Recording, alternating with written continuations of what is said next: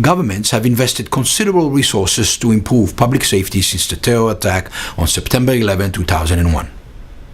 New laws have been enacted and many public safety initiatives have been implemented successfully. The Department of Homeland Security, formed to coordinate the function of multiple agencies, resulted in better intelligence sharing and improved interagency cooperation. We are safer today thanks to these efforts. The focus of our government to date has been on hardening critical infrastructures like airports, railway, bridges, power plants, and many more services that are essential to a functioning society. However, this is not enough. Significant preparedness gaps still exist.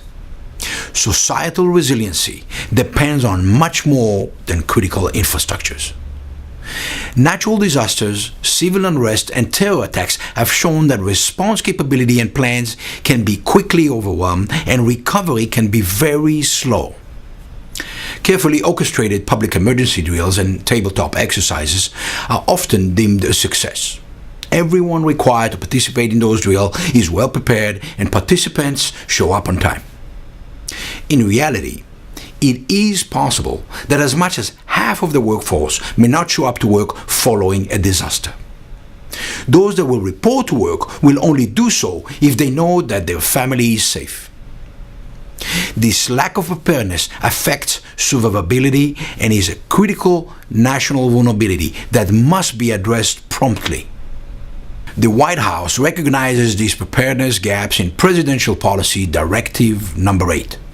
It clearly states that in addition to galvanizing action by federal, state, and local governments, specific recommendations must include businesses, communities, families, and individuals.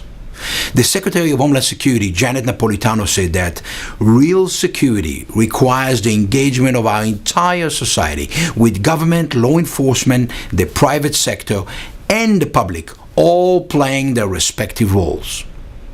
Disaster and critical terrorist incident impacts everyone, young and old, rich and poor.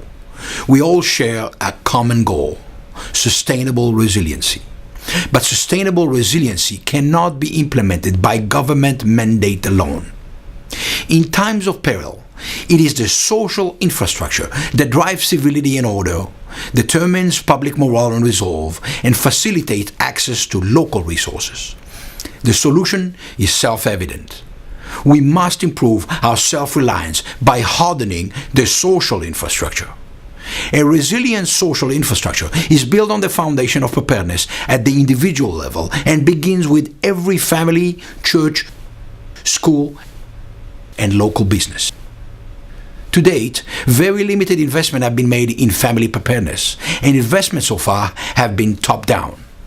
At Outcome Logic, we believe that societal resiliency is actually a bottom-up challenge. SAFE helps individuals and family identify their unique vulnerabilities and provide detailed recommendations on how to become better prepared. It's like having a team of subject matter experts in every home providing a professional audit of that family's particular level of risk exposure and exact advice on how to best address every concern. Help yourself, your community, and society. Take your preparedness assessment today at www.safeoutcome.com and like us on Facebook.